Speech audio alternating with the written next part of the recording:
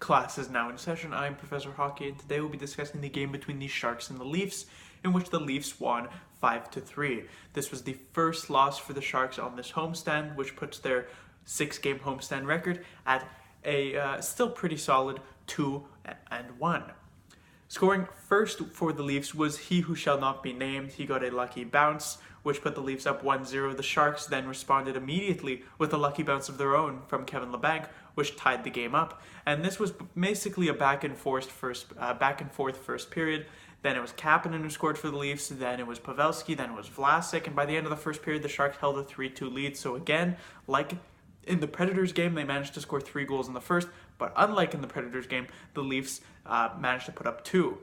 Moving on to the second period, the Sharks collapsed once more. The second period has not been very good so far this season, and they gave up 3 to the Predators in the previous game. They gave up 2 to the Leafs tonight, Kapanen and Levo, and so by the end of the second, the Leafs are up 4-3. The third period did not hold any miracles for the San Jose Sharks tonight, and it was the only goal scored was from the Leafs' Mitch Marner, and so the Leafs ended up winning 5-3. The issue wasn't necessarily in this game that the Sharks were completely dominated or anything like that. I thought the Sharks actually had better offensive zone time. I thought the Sharks had more pressure in the zone, but the issue was that they had too many defensive breakdowns, and the Leafs' transition game basically punished them again and again. You look besides the he who shall not be named goal, I think 3 of the goals were off of sort of odd man rushes the other way, as well as Mitch Marner's goal, technically not an odd man rush, but it was a very nice shot. So the Leafs were able to punish the San Jose Sharks, while the Sharks weren't really able to get too many high danger chances themselves to make Anderson work for the saves that he did make. But this brings me into the first point, which is talking about Jones as well as the defensive zone breakdowns. I said in the previous game that if the Sharks had not managed to score those 2 third-period goals to make it 4-4 and then 5-4 and the Sharks won, I would be singing a different tune about how Jones performed that game. And this is basically that different tune, right? The Sharks came in again trailing 4-3, and unlike in that game, they didn't manage to come back, and so now we're faced with the idea that Jones didn't play well, or the narrative is that he didn't play well, and that he needs to be playing better. And I do believe that is technically true. You do hope that Jones can come up with a few more of those saves. However, if you look at actually the 5 goals that the Leafs scored, I wouldn't really put the blame onto Jones for any of them. The first one, lucky bounce, as I said. Kapanen, both of his goals, one was on a 2-on-1, the other was on a breakaway. Levo's was basically on a breakaway as well. Marner's, while it wasn't a breakaway, again, as I said, perfect shot. It may have even deflected off of Vlasic's stick. Vlasic was definitely also screening Martin Jones. You could see that he didn't actually react to this shot going off. It was just a very nice shot in general by Marner. So I wouldn't technically say in a vacuum that Martin Jones made a mistake on any of these goals. I feel like they weren't soft by any means.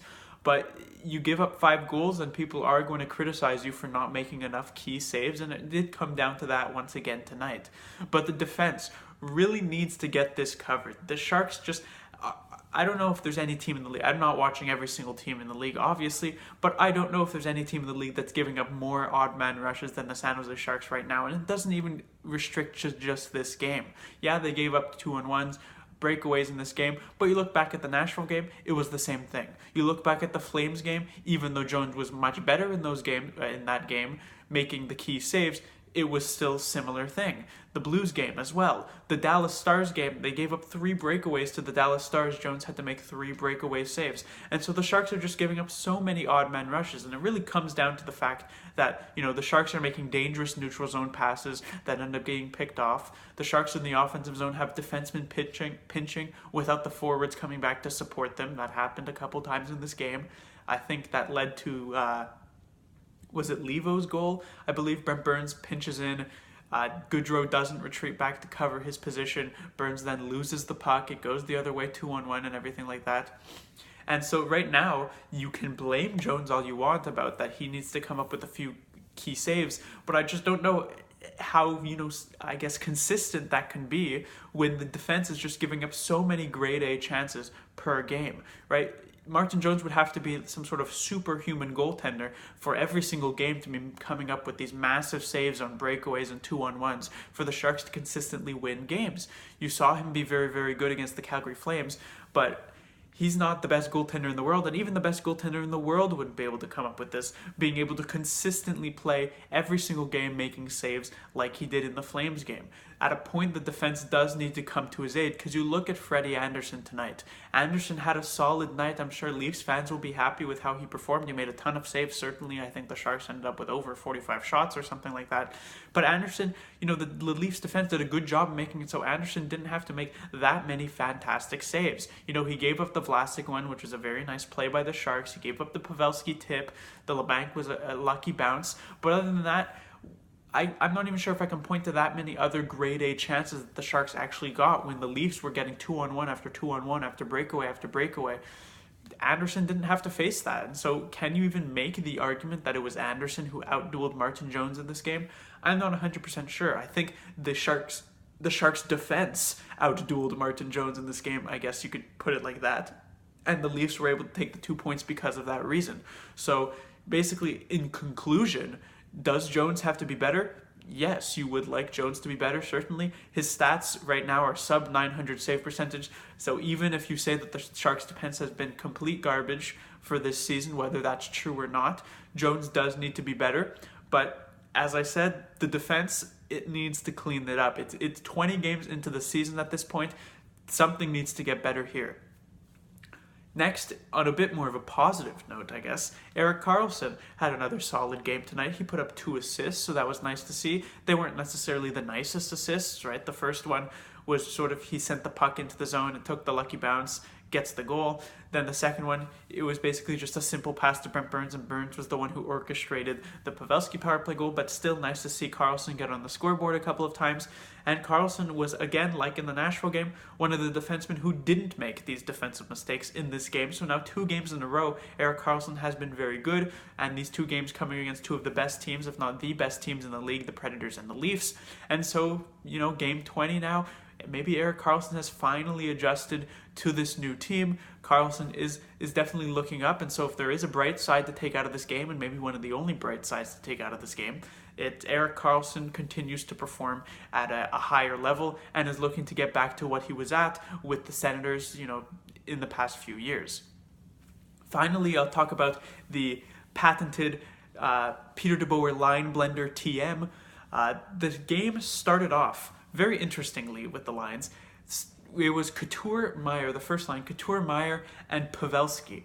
I do not recall the last time Couture and Pavelski found themselves actually sort of on the stat sheet on the same exact line. I know Pavelski and Couture have sometimes been put on the ice together, trying to get a goal late in the game or something like that. They obviously play the power play together a ton, but I'm not sure if they've actually ever started on a line. I'm sure it's happened before, and I'd love to know when was the last time it happened, but in the past many, many years, Pavelski has constantly been with Joe Thornton. They've been separated by just being on different lines because Pavelski was always the first line, Couture was always the second line guy. So I don't know the last time it happened that they played together, and I guess you could see why that's the case. They didn't really have much chemistry, and so I'm not sure when it happened, but the lines definitely got put into the blender. Pavelski was moved off that first line.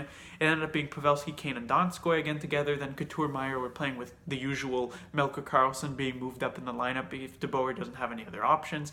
Then that was changed. LeBanc was moved up to that first line. Karlsson was moved back down. I think Suomela was then put with Kane and Pavelski. Then it was Sorensen, Thornton, and Donskoy at a point, and so tons and tons of changes, and basically what it all amounts to is that this team really needs Tomas Hertl, and they really need to just be healthy. I mean, the main injuries that this team has sustained are to Tomas Hertl. I think he's actually been the only major injury besides Joe Thornton, I guess. And, Thornton's absence wasn't a huge loss, but Tomas Hertl's definitely is, because he is a first-line forward for them.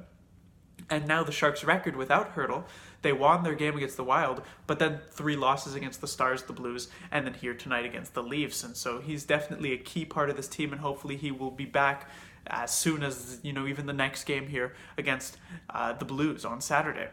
But that will do it for this review.